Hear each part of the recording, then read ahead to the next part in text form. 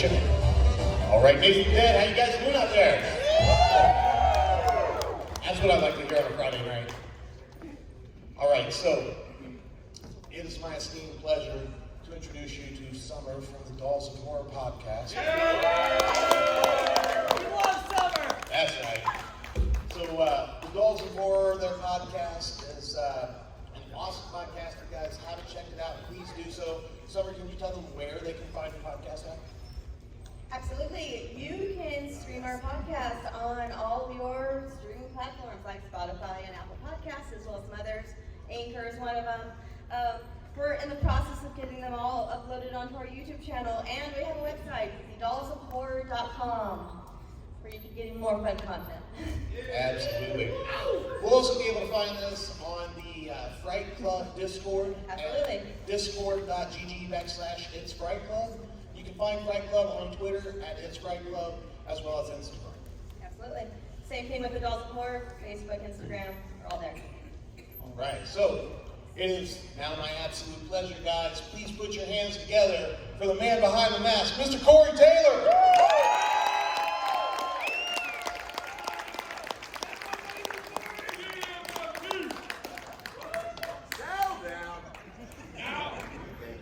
What's up, guys? How are you?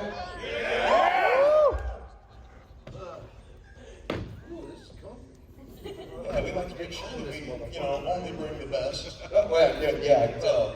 The best, Don't mind that stain. the best couches we can steal from the hotel. We'd see this shit backstage and we go, there's a lot of Navarro on that thing, dude. And I told Dave that and he fucking laughed like I've never seen anybody laugh in his life. He's like, yeah, you're probably right. I was like, all right.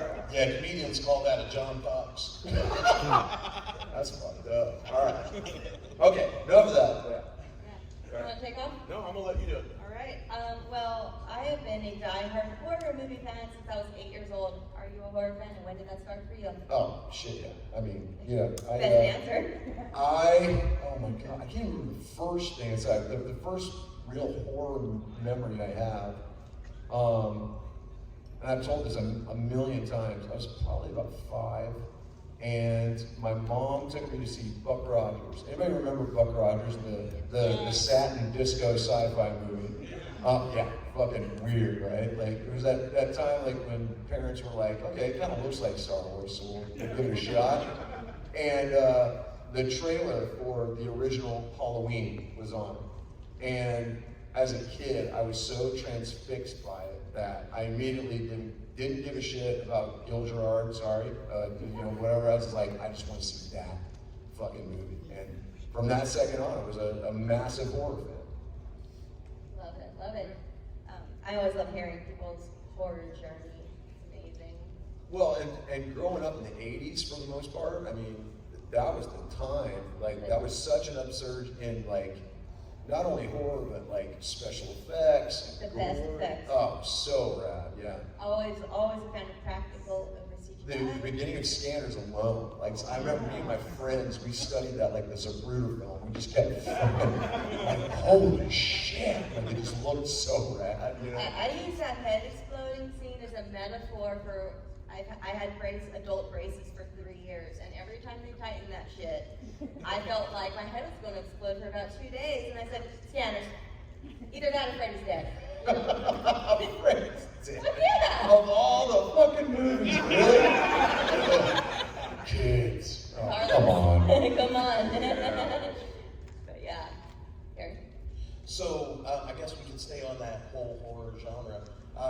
Of the new horror films, a lot of them are using CGI. Do you prefer the CGI or the practical effect, or do you care? I mean, for me, see, obviously CGI has its place, but when you're completely replacing the reason that you love these movies in the first place, you're completely taking I don't want to say romance, but it takes you out of what you're watching, you know? If you marry the CGI to the practical effects and make sure that it kind of helps gloss it over, that's when it makes the most sense. But for me, like replacing everything that is such a creative, artistic part of why these movies are amazing with something that can be easily done on somebody's computer screen. I kind of have the same feeling about making music. You know, when too much is in the computer, you've sucked the life, you've sucked the heart out of it. So you need people in there like creating it, building it out of, you know, plastic and weirdness and, you know, spraying it down so it looks gooey. You want that shit, man, you know? And also CGI does not age well. No, it At does all. not. Whereas the Tom Savini effect will hold up. Oh, absolutely. Right? Yeah. Real blood looks like blood. Mm-hmm. Yeah. That works better when you speak into it.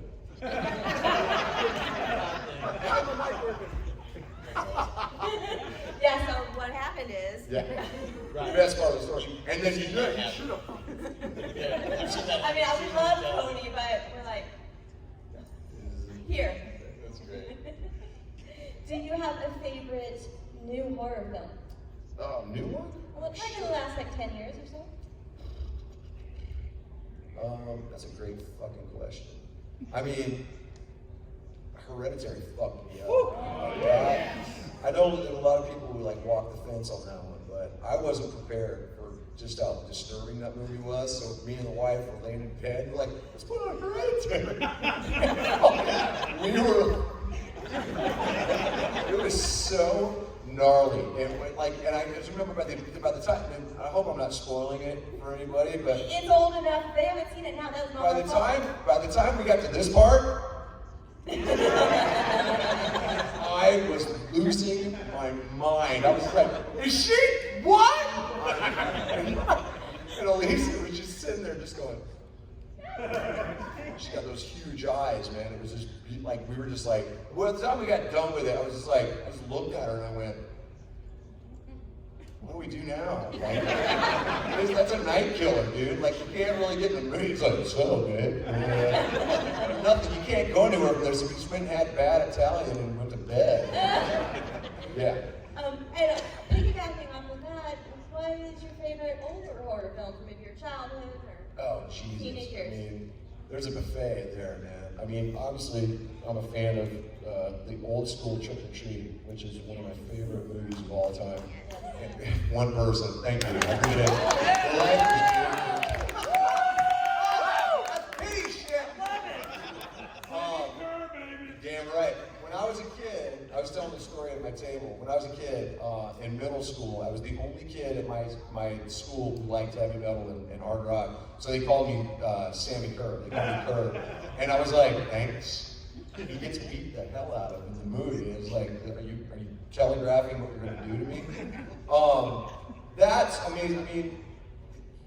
that's like picking your favorite song, to be honest. I mean, they're so hard to do. Obviously, original Halloween will always be the king for me. But then you have stuff like the 90s was great for horror as well, man. From Dusk Till Dawn is one of my favorite all-time films, bar none. I mean, but then you had so many different like sub-genres, like comedic horror and, you know, sci-fi horror. Aliens is the shit. And I'll fight anybody who tells me that it's not a horror movie. I was like, are you out of your My fucking husband mind? argues with me all the time and says Alien and Aliens is a sci-fi movie. And I said, yes, but it's in the horror section of the video store. Exactly. Let's be honest. Your husband is wrong. Thank you.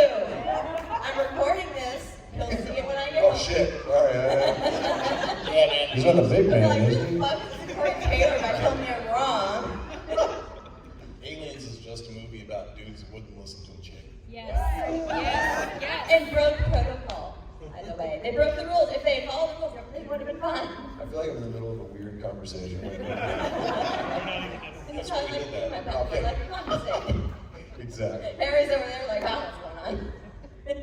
So yeah, I mean, there's so many that I could choose from. I mean, we'd be here all night and just be going, oh, but I fucking forgot that one. Yes, I mean, yeah. Well, it also, for me at least, it depends on my mood. Right, no, absolutely. You know, I have my definitive favorite, which is not only my favorite horror film, it's my favorite film of all time. And Oh, I can't wait to hear this. Candyman. Okay. Original. Decent. And so first of all, Tony Todd was my first crush, and then I married someone that looked just like him. And I didn't even realize it until we'd been married for like 2 years, like, fuck. You really can. Same height, 20 years younger now, but, you know, and I'm like, oh, makes sense.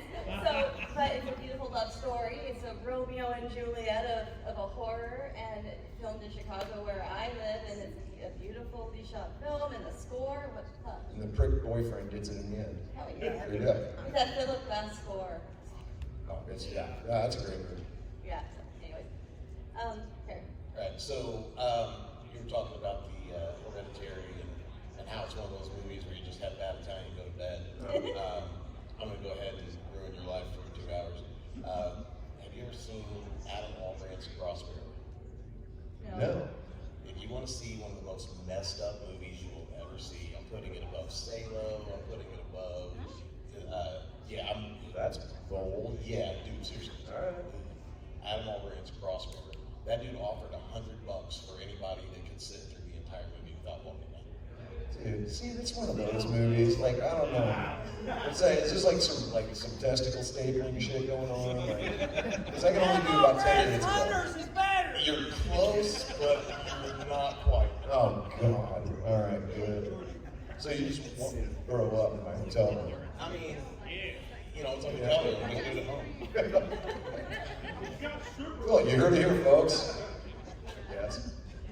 All right, so when it comes to those messed up movies like Hereditary, Crossbear, and stuff like that, do you have a specific favorite type of genre when it comes to horror movie? The gore movie, the jump scares, the... No, man.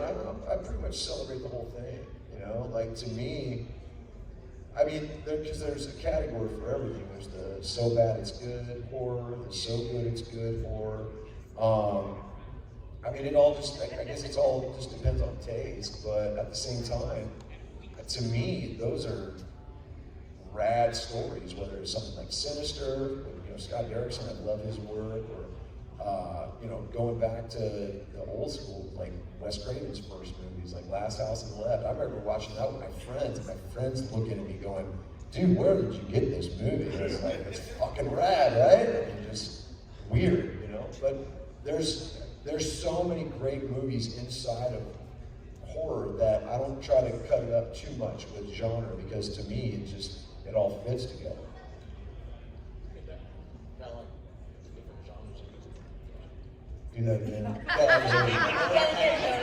No, that was It's gonna be over there. that was a comment just for us. They didn't need that one. No, they need to know. They're sitting. What? Okay. I have an audience question from our listeners of the Dolls of Horror, and Brenda wanted to know your favorite artist you've collaborated with. Musically? Yeah. Or whatever. Oh shit. I mean, Artist. that's a good question. I mean, I've been pretty lucky to work with a lot of rad artists. Obviously, getting to work with Korn was rad. I've been friends with those guys for years. The hometown pride. I'm from Bakersfield, California. Oh, So there you go. I mean, yeah. Man, the song I did with Tech was really. I did 2 songs with Tech. You know, just killed it. Yeah, and I mean, the cool thing about Tech is that he's from KC, which is 3 hours from Des Moines. So he would come and see us play early, before '99. So he's been a fan since the jump. So to see him build what he's done, really by himself, man. I mean, that dude's hustle is beyond anything I've ever seen, and he has created a career that most people would fucking envy. And the fact that he hit me up as a fan to do it, there's no greater sign of respect, you know. So yeah, I mean, it's kind of a toss-up, man. I mean, whether it's something with Zach Wild or something with, the song I did with Apocalyptic was really cool. I'm just lucky that people are still calling me, you know. I just did a song with a band called Horror. I don't know if you guys know that band, but their new album is coming out and it's fucking heavy. I did a song called Bite My Face, and it's so rad. You wait till you hear it. It's really cool. And we shot a video for it. Oh wow. Yeah. So let's step away from collaborations and let's talk about tours. Do you have a favorite band or artist that you like to tour with? Anybody who answers our phone, really. Again, it's one of those things where I've toured with almost every one of my heroes. We've toured with Metallica. We've done, a million tours with Sabbath. Ozzy, Slayer.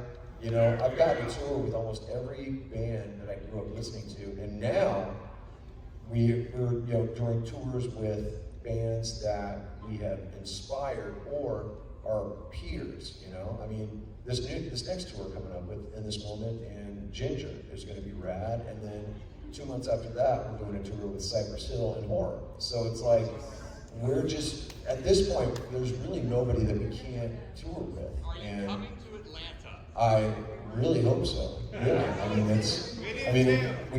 should be getting mail here at this fucking point. I mean, we're always on the move. And this is one of the best places to play, you know? And everybody says, like, well, there's no hard rock or heavy metal presence. And I'm like, have you seen some of these shows? Fuck, people come out from all over the place, man. They can kiss my ass. Yeah, so there's that. All right, flip side of that coin, is there anybody that you would prefer to never tour with again? I'm not fucking answering this question. No. Because here's the thing, I'm not giving them any free press. They can fuck off.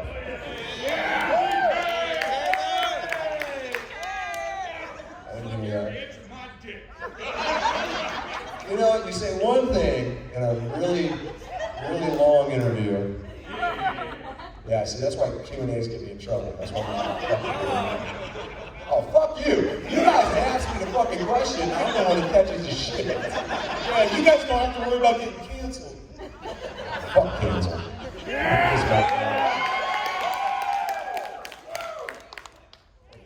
The best t-shirt that I've seen at this show is somebody's wearing a t-shirt that says cancel culture. Amen. Yes. Right? Well, I mean, That's right. Do you have a moment where you were like particularly starstruck by someone you were? Oh, yeah. Oh, you. And who? Shots. Keep it the fuck down out there. I don't know, man. This is Atlanta. Those could be gunshots. That wasn't a gunshot. That was like one of those little snappers that you get in fucking snappers. I'm like ready to hit the deck now. I have fangirled. Listen, everybody tells you don't meet your heroes. I have been very fortunate to have met most of my heroes, and they've all been amazing. I met Mike Patton, and he couldn't have been more generous. He was so rad to talk to. I shit my pants when I met Alice Cooper. It was one of the greatest moments of my life, and he knew me by name, and I just went, and I also, but one of the worst moments of my life was when I made an absolute fool of myself in front of Henry Rollins. And it was so painful. I'll never get it back. It was one of those moments where you say it and you're like, no! And you can't get it back in your stupid mouth. That was, we were sitting, I was a part of for those of you who don't know, I was part of the Black Flag tribute album that was raising money for the West Memphis 3 many, many, many moons ago.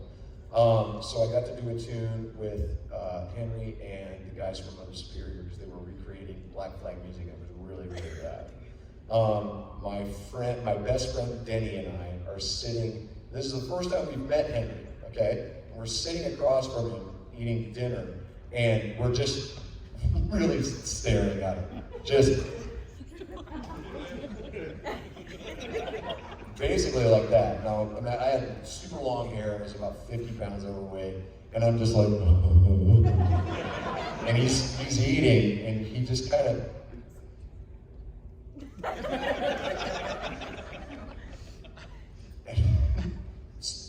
I mean, deadly silent, and he goes, "You want to ask me anything?" And I was like, and without even thinking it, I just kind of went, "So what do you do?"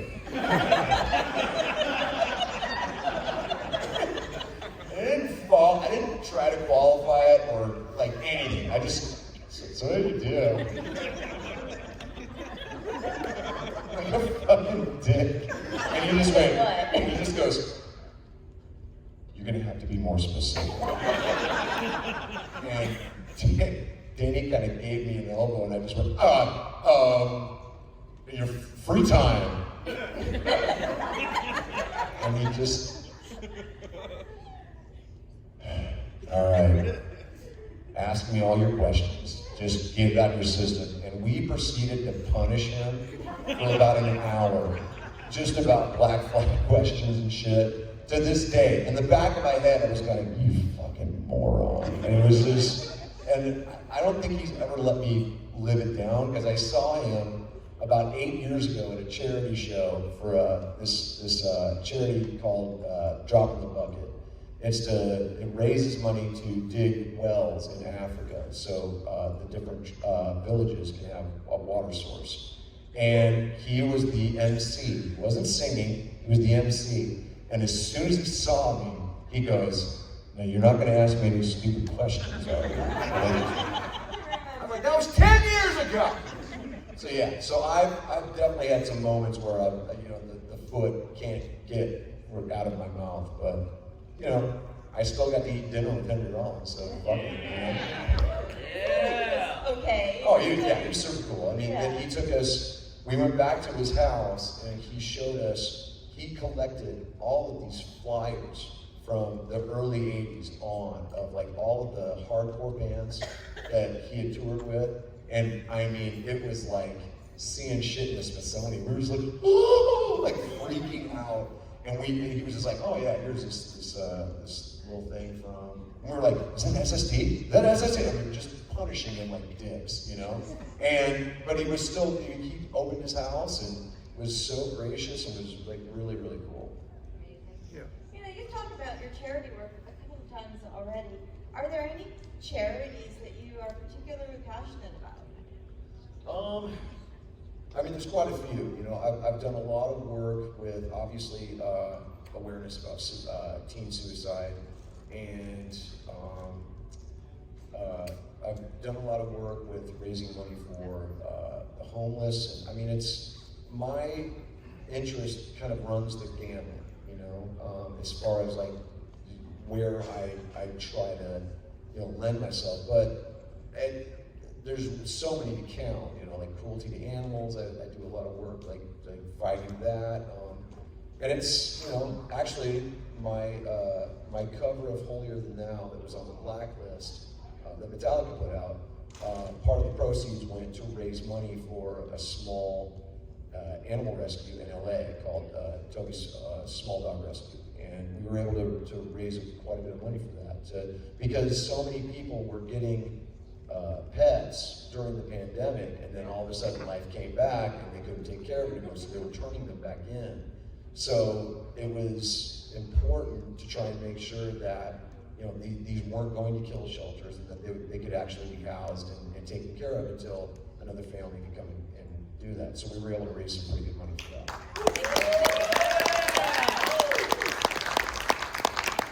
I got a question from the Fright Club Discord. They say that Slipknot has always been on the cutting edge of music and at the forefront of what they're doing. Are you much of a tech guy? How are you? I mean, do you get into the computers, video games? No, I don't, but Clown does, man. Clown has always been so savvy, not only on the artistic bent, but also on the technical bent. Like he's the one. He told me about things like NFTs like years ago, before anybody was before this was even like a thing. Like he knew, he just knew that something. He's always had the vision and the forethought. I half the time can't erase things on my phone. Like I'm not that guy. I don't know how to run Pro Tools. I don't know how to run Easy Drummer. If I want to record something, I have to hire someone to hit record, and then I play everything. So I'm just not that guy. I take that back. I can change the oil in my car. I'm very proud of that.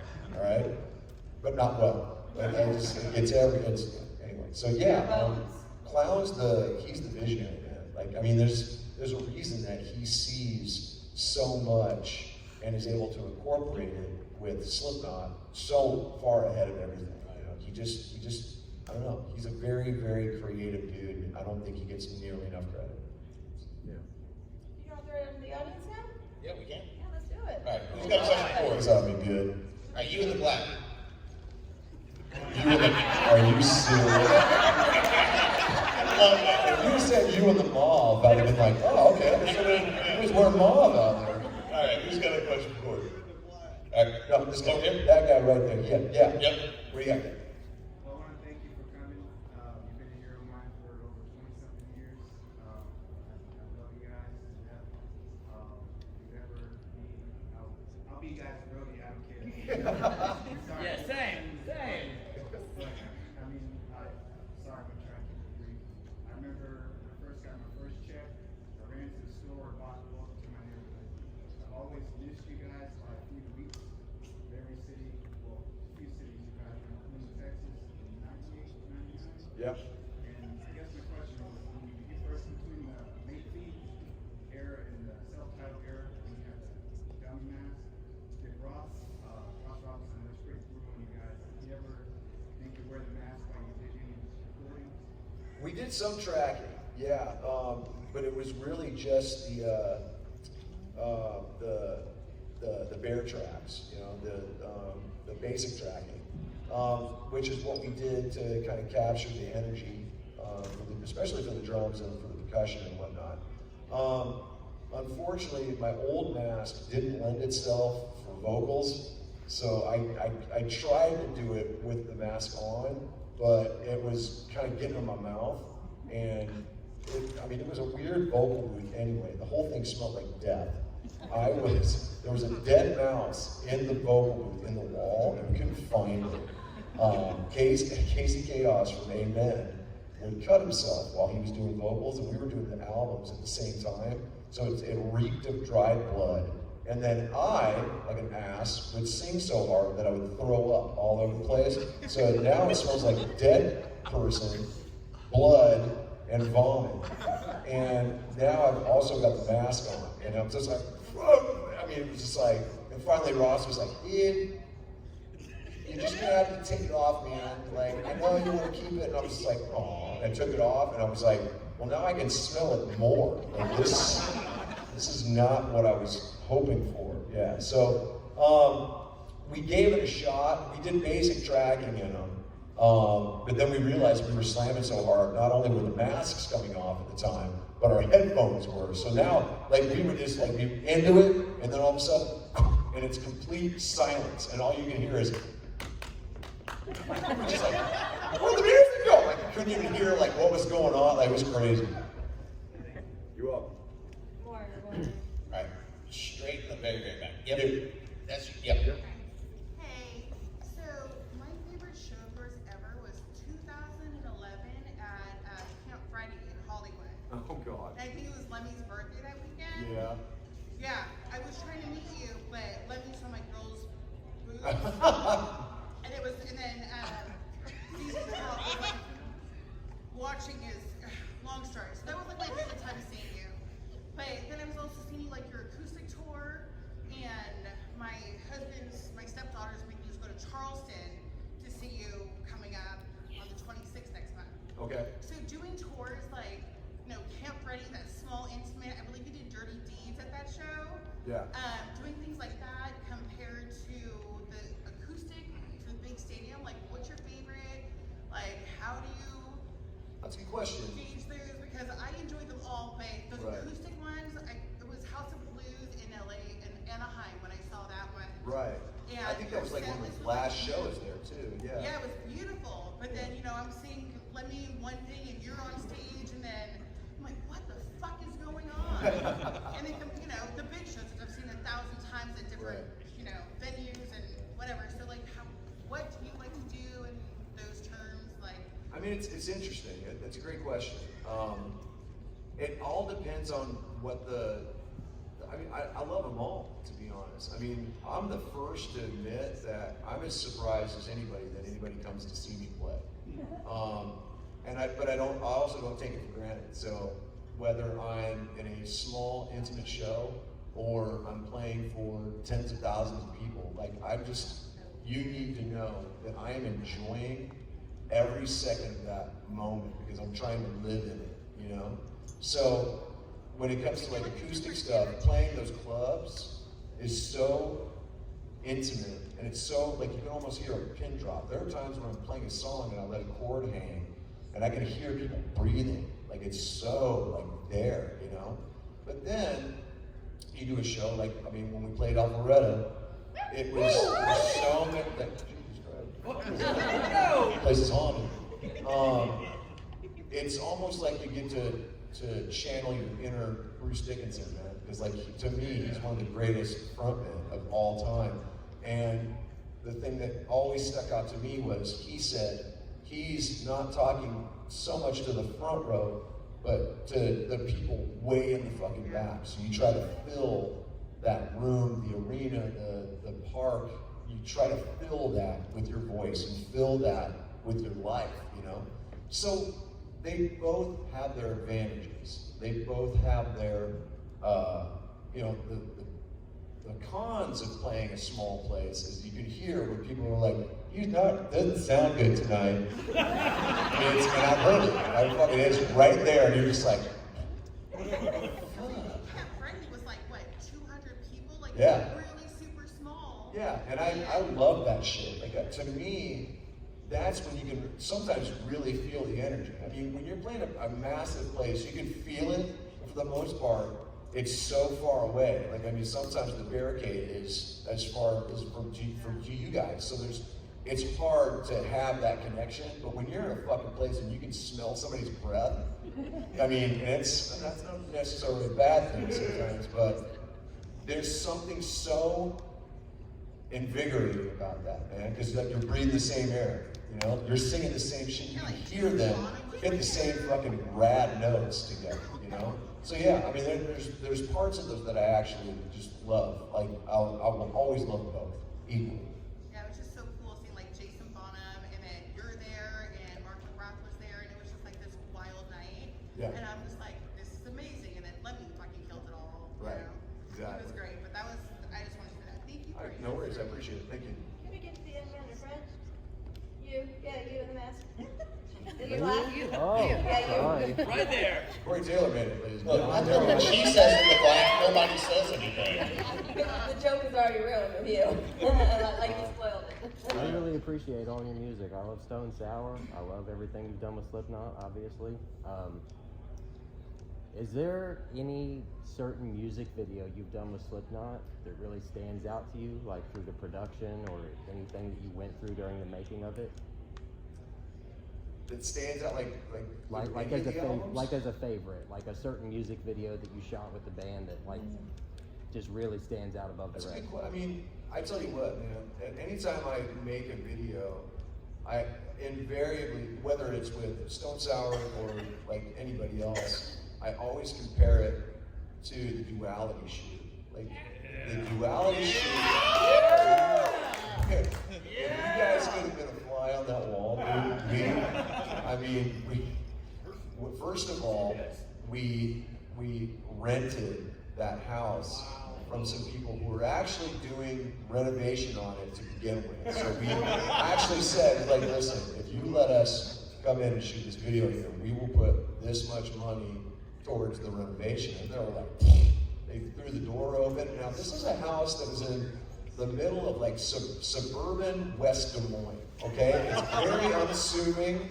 It wasn't a cul-de-sac, but it might as well have been, you know? Like, I mean, there were people out with their coffee mugs while we were pulling up, and like, they're just like, what the hell's going on here? You know? It was, and then all of a sudden, here come 500 maggots out of nowhere, and they're just like, what the fuck? And then we showed up in our masks, and they were like, oh, Jesus. We fucked that house up. And I mean, I was in the basement at one point. They were shooting pickup stuff. They're blasting Duality. Nobody's heard it yet, so they're all stoked. Like, think about that. Think about how long ago that was, that nobody had heard Duality yet. And they were just like losing their minds. I'm in the basement doing an interview, and I'm watching the ceiling go, and I'm like, is this safe? This is, I mean, dust and shit. It was straight out of a fucking movie, dude. Like, it was crazy. And I can just remember, we left that shoot. I mean, we were there for 8 hours, right? Shot all the coverage, shot all this crazy shit. Some dude ran through an actual plate glass window, not just the fake plate glass window that he was supposed to. If somebody ran through a real glass window, we were like, are you okay? Cut the shit out of him, like, he was like, wasn't bad, he had to get some stitches, and he was like, I got fucking stitches, I'm so stoked. And I was like, what are we doing here? This is crazy. And we left that house, I mean, shit is shooting up from the toilet and the bathroom, running down, and the whole family is standing in the yard, just staring at what used to be their house.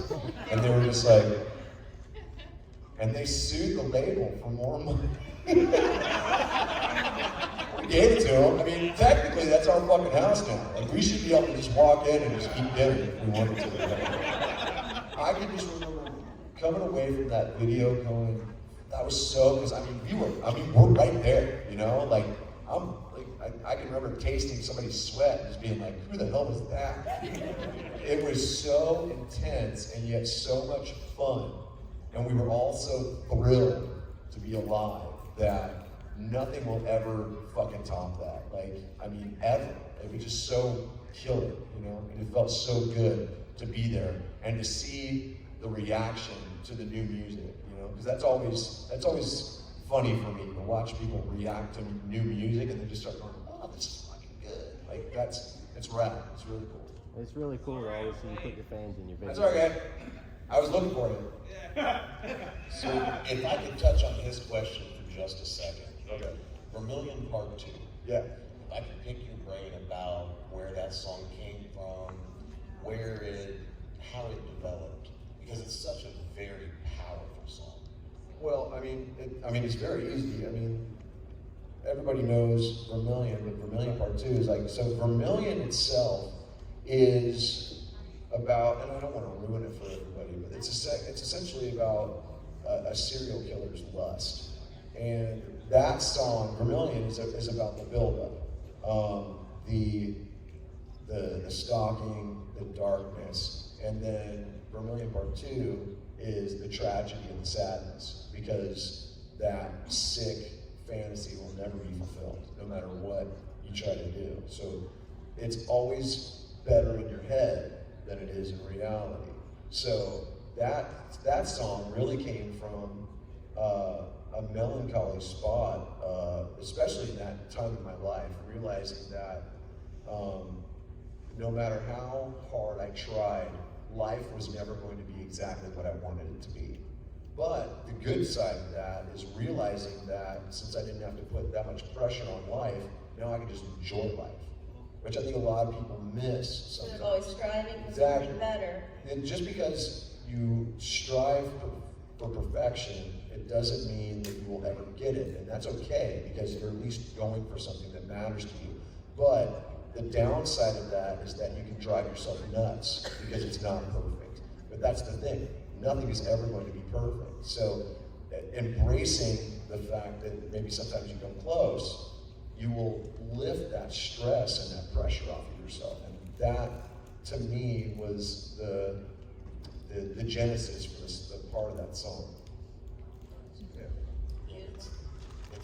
It's always been just such an amazingly deep and powerful piece of music that, you know, it's always just, every time I hear it, my mind instantly wonders, you know, where is the deep, dark well of this game? Yeah, it's a pretty dark spot, let's put it that way. I guess I'm gonna call on the guy right here at the end of the front row there.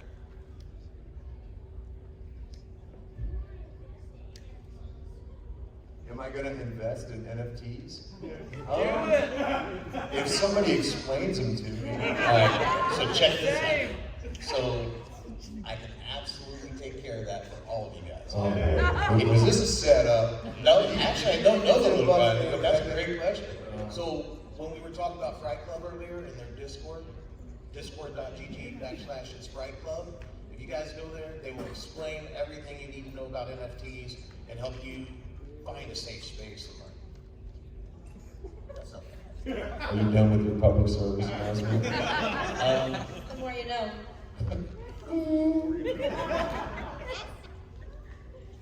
Okay. Who else? Who else? I'm not picking. I'm gonna let Summer pick some up. Okay. I won't get accused of another setup. in the red, because he has great hair.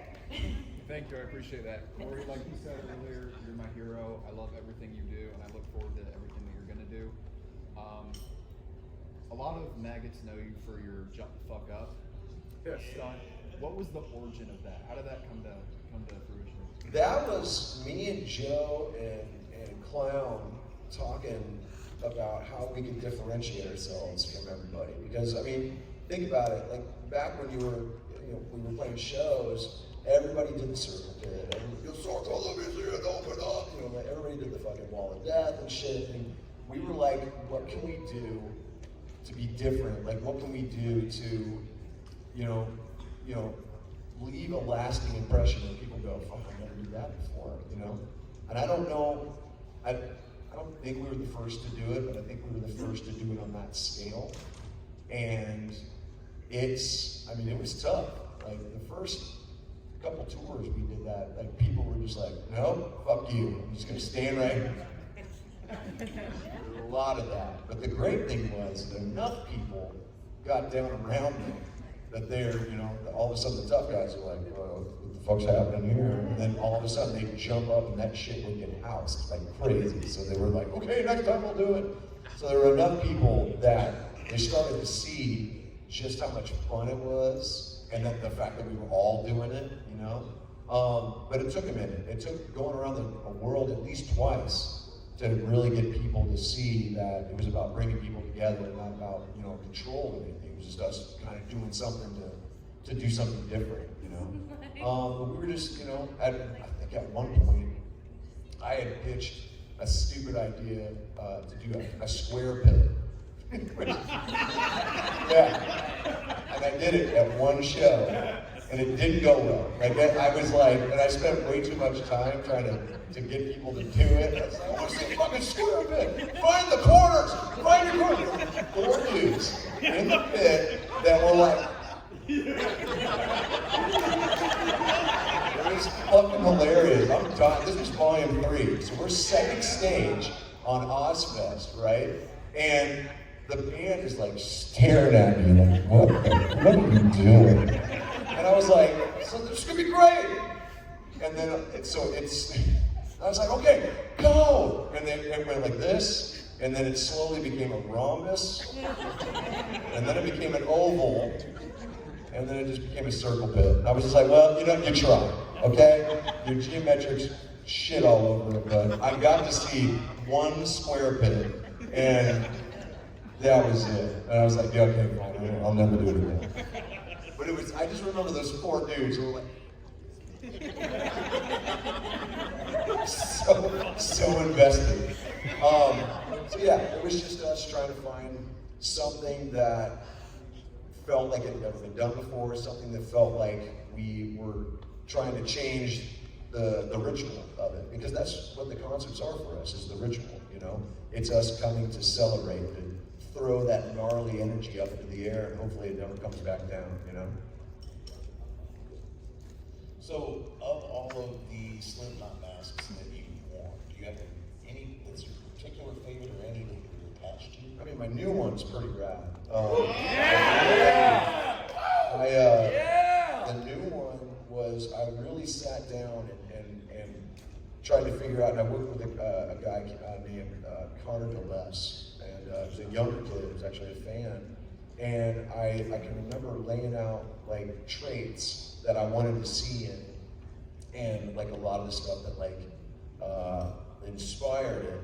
And he, when he sent me the preliminary sculpt, like he didn't even sketch it out. He sent me like a tiny sculpt, and it was so killer that I was like, yes, that's it. I mean, he nailed it so quickly that I've never had that. I've always had to go back and forth and do like a bunch of like just tiny like manipulations and changes and stuff. But he was so dialed in, and he immediately got it that we were just like, all right, let's do this, man. He drove in, sculpted, did a mold in my head, and the rest is history. On the flip side of that, are there any that you absolutely hated and you couldn't wait to get it off? No comment. Of course. You've been waiting. Yes, sir. Statement first. Thank you for being you. You sure? You have lessons, literally. So I appreciate that. Second of all, fuck MGK. Third of all, serious question. No. He said it, man. He said it. I just asked it. Let that die. My serious question though is, with all of your albums that you've done with Slipknot, it's been like a real group project of everybody putting their own input in. So after the death of Paul Gray and the dismissal of Joey Jordison, how did that affect your songwriting and your dynamic to make the new albums? I mean, it was interesting. I mean, thanks for that, because it was tough. I mean, Point 5 wasn't even necessarily about putting out an album. It was seeing if we wanted to make one, you know, because everybody talks about the creativity of it, but it was so hard sometimes to get that creativity out, you know, whether we like it or not. Some of the people that we care about are hard to be around, they're hard to live with. And when that is gone, all of a sudden, there's a creative hole that you have to fill with either your own, or you have to let somebody else's voice come in. And with Point 5, man, it took us a minute, you know. And to his like undying credit, it was Clown that actually kind of rallied that and got Jim with Jay and started getting everybody in like little writing groups and stuff and putting stuff together. And you know, obviously, like having other people come in, like myself, and coming in with like fully formed songs that could then kind of go through the Slipknot shredder and be made better, basically. But it really kind of came down to, that was an incredibly hard album to make. There was a lot of soul searching involved. I didn't really enjoy it, to be honest. But it was, I think it was necessary, you know? Like, there's some really great songs on that album, but the process was incredibly hard, incredibly difficult. And I can remember when we got done, I sat down and listened to it. I was like, fuck, did we make this? Holy shit. Like, it was just so gnarly. I can remember one day, I just had an absolute fucking meltdown. And I had to split. Like, I didn't leave, but I just had to get away from it for a second because it was so weird. And yet, had we not made that album, we wouldn't have got to We Are Not Your Kind, and we wouldn't have, thank you, we wouldn't have the new one, which is Almost Mine. And, actually, it's done. It's just being mixed right now. We're mixing it right now. So probably 2-3 months. Look for 2-3 months. It's going to be out. So. It's time for the sword. But we had to kind of prove to ourselves that we could still do it, you know, and that we wanted to do it. That we knew we could do it. It just came down to, do we want to do it, you know? And that question was answered, I think, pretty definitively. I saw you guys at Rockville without Clown, unfortunately, because he had that surgery. Right. And I'm just going to tell you this, I've never seen a motherfucking crowd move like that shit, dude. You fucking did it, man. I appreciate I that. gotta give you this, man.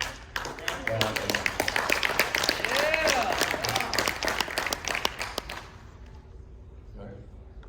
You know, I have a personal question, not a personal question, but it's a question for me. You're an author of 4 books, yes? Yeah. Is it 4? Yeah, 4, yeah. What was that like? Like, how did you start that writing journey? That was something, I mean, that's another case of life kind of throwing extra shit at me, you know? Like, I had always wanted to write. I had written a monthly column for a magazine out of Britain called Rock Sound for about, at that time, probably about 10 years. And I wrote for them for about 16, I think. And, you know, it was rad. They gave me 800 words, and I could write about whatever I wanted to do. So whatever I was feeling in that moment, I would just kind of and just get it out, and they'd print it, and I'm like, I can't believe they printed it, and there it was, you know. So then, lo and behold, this literary agent named Mark Gerald approached us, me and my manager, was like, has he ever thought about doing a book? And I was like, I'd love to do a book, but at the same time, it's easy to say I would love to do a book, The hard part is actually knowing what that fucking book is going to be about, you know? And I can remember I sent him a blueprint, a very boring blueprint about philosophy or some weird shit. And he was just like, this is not you. Like, this is you trying too hard. It's like, what if... Trying to be something Yeah, that you're exactly. So he goes, well, let's talk. You're into philosophy and stuff. You're like taking theories and flipping it on its head. What is something that you could take and kind of run with? Like, if we had the time to kind of figure it out, it's like, what if you did something about the 7 deadly sins? And I said, well, what if I did it from the standpoint of the 7 deadly sins aren't sins at all, but they're just part of human nature? And he was like, that's brilliant. And that's kind of where that came from, was finding and honing an idea and being able to rein it in and focus it to the point where people could read it and really process it. So for me, writing books is math. That's it. Because they give you in the contract, they say we need this many words. So you go, okay, that's, if you do an 11 chapter book, that's this many words per chapter, okay. And then I just go for it. And that's all I do. That's why the book's kind of, well, up until recently, came out of me so quickly. And yeah, it's something that I really loved doing. I burned myself out on the last one, and that's why I haven't done a book in 5 years. But I'm actually starting to feel the itch for number 5, and I've actually started putting some ideas down. So we'll see. It's easier said than done. The time is right. Yeah, it's you know, I'm starting to like look at stuff like I want to enjoy something again. So we'll see. You know, I have to give a shout out to my podcast co-host Jamie, who couldn't be here with us this evening, but she is a print journalist by trade. And you know, that's kind of a dying art to write for a newspaper, right? True. An actual newspaper. Yeah, very, very true. So anyway, Jamie, miss you. Wait, is she here? How do you miss her? She's fucking here. She'll get the video. All right, guys, we got time for a couple more questions. Are you holding up a skull back there? Oh, it's a mask. Okay, I can't see because that light's like You're blinding back me there, out. yeah. But yeah, you got a question? Yeah. Alright, so we're all art fans here and collaboration. Have you talked to or thought about doing anything with Iceland Kingdoms? They're killing it right now. Yeah, we've done some festivals with them, and I've met a couple of them. They're really nice guys. If they're free in the future, man, we'd love to have them out with us. Yeah, it's one of my son's favorite bands. Like, he loves those guys. So yeah. Yeah, you guys just announced a big festival, California, wasn't it, like Sacramento or something?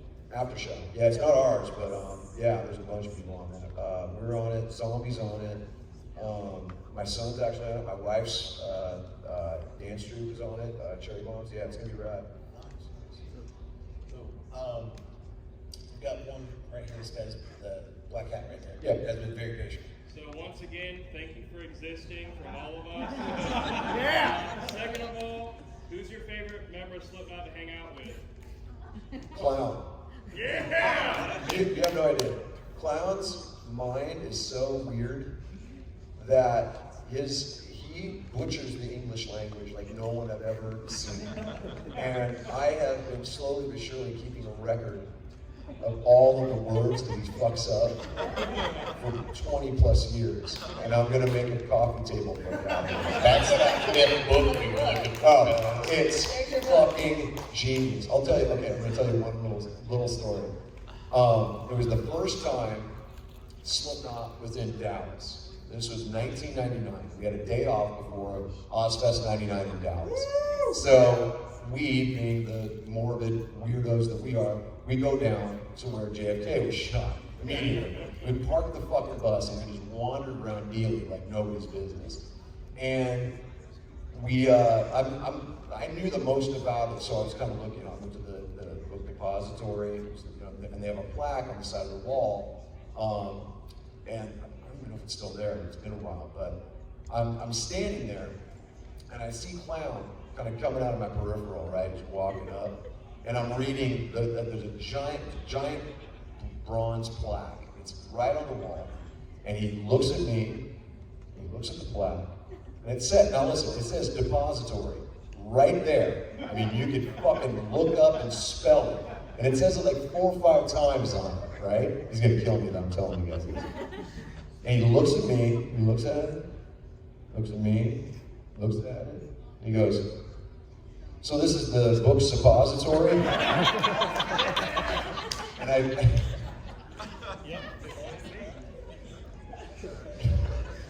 went, what was that again?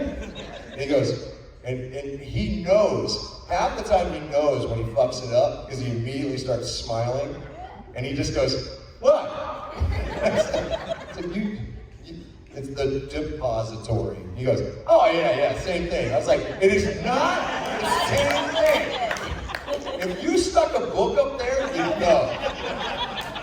So that's on the list. And there's so many fucking great, wonderful moments that he has. So I love hanging out with him. Also, because he's one of the funniest dudes I've ever met. He's so creative, and we can talk anything. We can talk, 60s weird hallucinogenic movies, or we can just talk about weird hot dogs on a Belgian ferry. Like, we can just talk about everything. It's pretty rad. So he's my favorite. Yeah. All right, time for one more right over here in the back. Young lady, throw girl back. Yep. Okay, finally. Okay, so, big fan, obviously. But I actually wanted to ask you about the movie Bad Candy. Oh, okay. Yeah. What was your favorite thing to shoot in that? How did you feel about that? I mean, for those of you who don't know, I was in a movie called Bad Candy that we actually shot down here. And my favorite part of that was hanging out with Zach all, like, for 2 days, like, just fucking with each other so much that, first of all, I never thought I'd get to meet Zach Dowden. And he was so cool and down to earth and gave me advice, because I'm not an actor, man. I'm just a dude with a neck. That's all I am. And I don't know why they keep putting me in fucking movies, but it's not because I'm pretty. So he just kept giving me, like, cool little pointers and shit. And it was really cool, you know. It was just a lot of fun. And the cool thing about it was just seeing, like, I learned something different from every movie that I'm in.